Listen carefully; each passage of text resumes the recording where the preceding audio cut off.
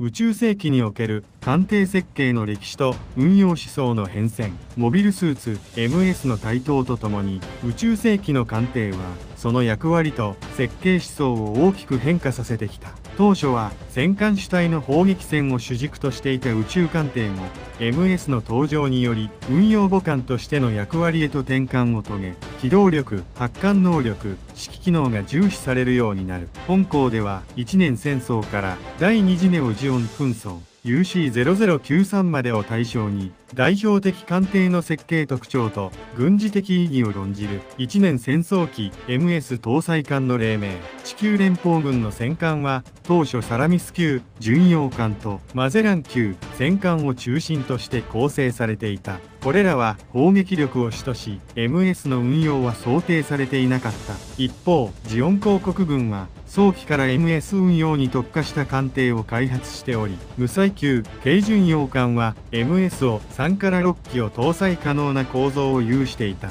無載級は発艦口を艦首に持ち、MS の軌道展開を重視。艦載砲の数は少ないものの、ミノフスキー粒子下での MS 突撃戦術に最適化されていた。ジオンの戦術は艦砲支援プラス MS 白兵戦の複合戦術であり、艦艇は MS の母艦としての機能に特化していく。連邦側の転換点はペガサス級強襲用陸艦ホワイトベース型の登場である。 MS3 機プラス支援兵装を搭載し、高速航行、大気圏突入、独立戦闘指揮を可能とした本艦は多機能戦闘指揮艦という新たな艦艇概念を確立した。グリプス戦役から第一次ネオジオン構想機MS 主戦力化と艦艇機動戦への適用。ティターンズとユーゴが衝突する UC0087 のグリプス戦役においては、アーバマ級巡洋艦が新世代の MS 母艦として登場。機体の高速展開と回収、艦内整備ドックの完備、バイオセンサー搭載 MS との連携能力など、MS との工事統合が進んだ関係であった。ティターンズ側はドボスリア級戦艦などを運用したが、依然として重武装、直線的な戦術思想が色濃く、MS 機動戦への最適化には限界が見られた。アクシズ勢力、後のネオジオンはグアンバン級戦艦を運用し、従来のジオン艦の大型化、火力増強を図る一方で、ドーベンウルフやキュベレーマーク2のようなサイコミ搭載 MS との連携も進めた。艦艇の火力支援というよりは、MS 制圧線の足場としての存在に重きが置かれるようになった。第二次ネオジオン紛争機 UC0093 MS 母艦としての完成形。この時期、ラーカイラム級戦艦が登場し、MS 母艦としての宇宙艦艇は完成形に近づく12機以上の MS を搭載可能とし、左右対称構造による整備性の向上、デッキ内の回転リフト、複数の発艦口を備えた構造などが採用された。